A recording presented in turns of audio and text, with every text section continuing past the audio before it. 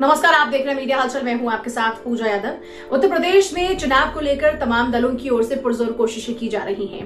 पिछले कुछ दिनों के अगर समीकरणों को देखते हैं तो ये बात बड़ी स्पष्ट होती सी नजर आती है कि इस बार 2022 के विधानसभा चुनाव में मुख्य मुकाबले में सिर्फ दो ही पॉलिटिकल पार्टीज नजर आने वाली हैं और वो है बीजेपी और समाजवादी पार्टी। यहाँ तक कि अब तो कई ओपिनियन सर्वे ये भी बताते नजर आते हैं कि आने वाले दिनों में हो सकता है कि समाजवादी पार्टी सत्ता पर काबिज हो जाए। लेकिन सबसे बड़ा सवाल ये बना हुआ है कि क्या अखिलेश यादव उतनी मजबूत स्थिति में हैं कि वो सत्ता के सिंहासन पर काबिज हो पाए? क्योंकि पिछले कुछ दिनों की अगर बात करते तो समाजवादी पार्टी को लेकर कई सवाल बीजेपी दागती रही और उन्हीं सवालों के तहत बार बार ये सवाल पूछा जाने लगा कि अखिलेश यादव मुख्य मुद्दों को लेकर कहां हैं। यहां तक कि प्रियंका गांधी ने भी ये कह दिया कि अगर कोई भी मुख्य मुद्दों की लड़ाई लड़ रहा है यानी विपक्षी पार्टी के तौर पर कोई उत्तर प्रदेश में भूमिका निभा रहा है तो वो खुद उनकी पॉलिटिकल पार्टी है। यानी कि उनका यह दावा था कि कांग्रेस ही मुख्य विपक्षी पार्टी की भूमिका में है। लेकिन ताजा हालातों के आधार पर यह दावा लगातार हो रहा है, कई ओपिनियन सर्वे के आधार पर भी, कि उत्तर प्रदेश में मुख्य मुकाबले में सिर्फ और सिर्फ बीजेपी और समाजवादी पार्टी होंगी। बसपा काफी पीछे अब रह चुकी है क्योंकि पिछले आप लोकसभा चुनाव में देखते हैं तो वहां पर भी आपने देखा कि बसपा की क्या कुछ स्थिति रही। महागठबंधन में बसपा को लाभ तो हुआ, समाजवादी पार्टी को नुकसान उठाना पड़ा, लेकिन अब हालात कुछ बदले बदले से नजर आते हैं।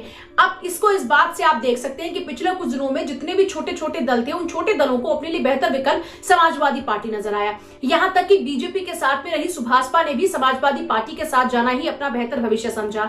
यहां तक कि सुभाषपा प्रमुख ओम प्रकाश राजभर ये तक कहते नजर आते हैं कि बीजेपी को अगर कोई उत्तर प्रदेश में हरा सकता है तो वह समाजवादी पार्टी है। इसके अलावा भी आप आरएलडी तक को देख चुके हैं कि किस तरीके से अब उनका जो गठबंधन है वो भी बड़ा स्पष्ट हो चुका है क्योंकि जयंत चौधरी भी फिलहाल अब मजबूत स्थिति में पश्चिमी उत्तर प्रदेश में आ चुके हैं। पिछले कुछ दिनों में आप अखिलेश यादव की तमाम अगर रैलियों को देखते हैं तो आप उससे भी समझ पाएंगे कि कितनी तेजी के साथ में उनके साथ में जनता का समर्थन बढ़ रहा है। लेकिन सबसे बड़ी बात है कि जन का जो भीड़ है यानी जनता की जो भीड़ है, क्या वो जनता की भीड़ वोटों में तब्दील हो पाएगी, ये भी सवाल बना हुआ है। क्योंकि आप पूर्वांचल एक्सप्रेसवे से लेकर बुंदेलखंड तक देखते हैं तो यहाँ पर आपको अखिलेश यादव की मौजूदगी में भारी भीड़ नजर आएगी, जिसको देखकर अखिलेश यादव बड़े गदगद भी नजर आ रहे हैं। छोटे छोटे दल उनके साथ जाने के लिए अपने आप को बहुत ज्यादा प्रिपेयर कर चुके हैं। यहाँ तक कि आप चंद्रशेखर को देख लीजिए, इसके अलावा आप सुभाषपा को देख लीजिए, तो ऐसे छोटे छोटे दल, आप आरएलडी को देख लीजिए, ये दल तमाम समाजवादी पार्टी के साथ में आ चुके हैं। देखिए, अगर समाजवादी पार्टी की पॉलिटिक्स की बात करते हैं तो समाजवादी पार्टी की पॉलिटिक्स अपना यादव और मुस्लिम वोट बैंक इसके इर्द गिर्द ही घूमती रही।